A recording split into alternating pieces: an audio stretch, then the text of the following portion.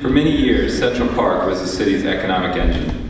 Though it is still a highly significant source of revenue, competition from retail centers in Stafford and Spotsylvania have sapped its growth to an extent.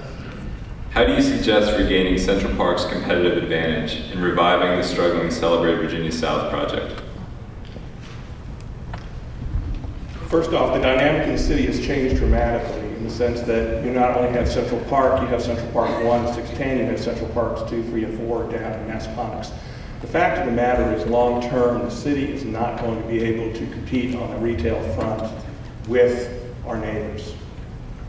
We just can't. We don't have the space, we don't have the wherewithal. What we need to be doing right now with regards to either Central Park, Celebrate Virginia, is two things.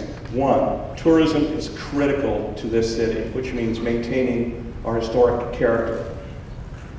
Two, we've talked about the Celebrate Virginia tract to be a tourism destination area.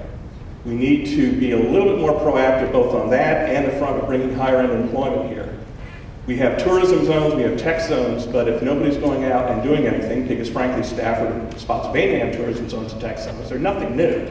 What's new is, like the Stafford County, partnering with the business community, partnering with the development community, partnering with the educational community, partnering with the hospital, finding out what infrastructure we need in place, what kind of businesses we can go after, and working together with them, bringing higher end employment here. Central Park, I mean, we'll have some infill development possibilities. We should be looking for more unique retail as opposed to just more and more of the same, because again, if we're going to go down that road, Central Park was great for us. We were able to do a lot of things with it, but dynamics have changed. We're no longer going to be making a lot of money on the retail front. You got to understand that and move on to different areas. Higher end employment helps secure your retail so you don't have all the fluctuations. We need that. But tourism is the one area we can go where we get the dollars coming in and out. And that's where we need to be going. Thank you.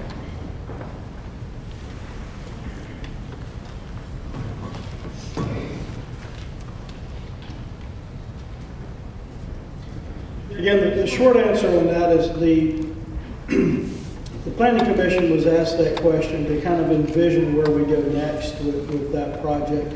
And my immediate thought was to bring it into more of a mixed-use type venue that reflects the rest of the city. But that's just my idea. Again, what we need is a vetted consensus financial plan here in the city. Retail, commercial retail is one of the wheels on the bus. Heritage tourism is another. There's some opportunity that we're missing for industrial growth, believe it or not.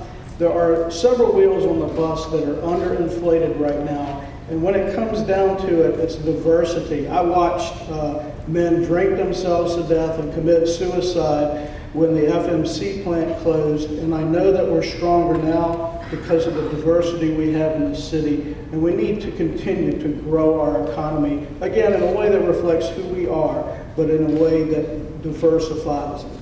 Thank you.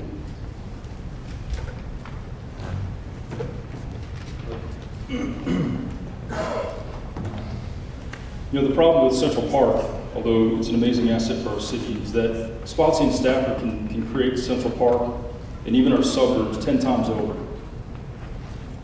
We can't outcompete, as Matt or as Mr. Kelly there said, on retail alone anymore. Tourism is the key, all right? What do we have that no one else has?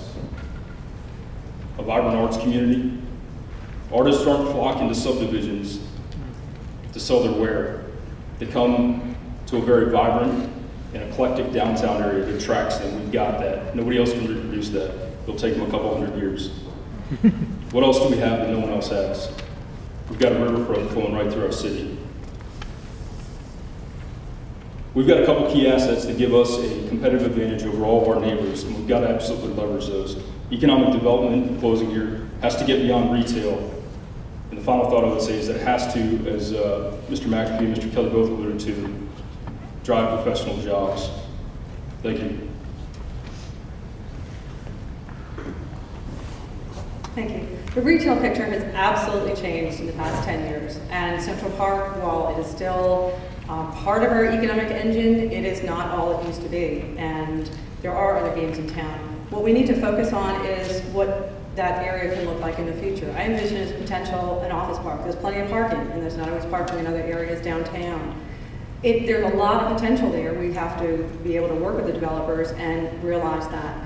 We do need to broaden our horizons. We focus on retail, we focus on tourism. We need to focus on really what people are looking for in town. And I agree with some of what has been said, that people want to live and work in Fredericksburg because it's a great place to be. It's a great quality of life. That's why people want to be here. What better thing than to redevelop and provide more office space so that people don't have to get on the road and commute and leave this great town, you know, for hours out of the day. And so I think just as the city, as the economy comes back, it's just an opportunity to look for or look at for redevelopment.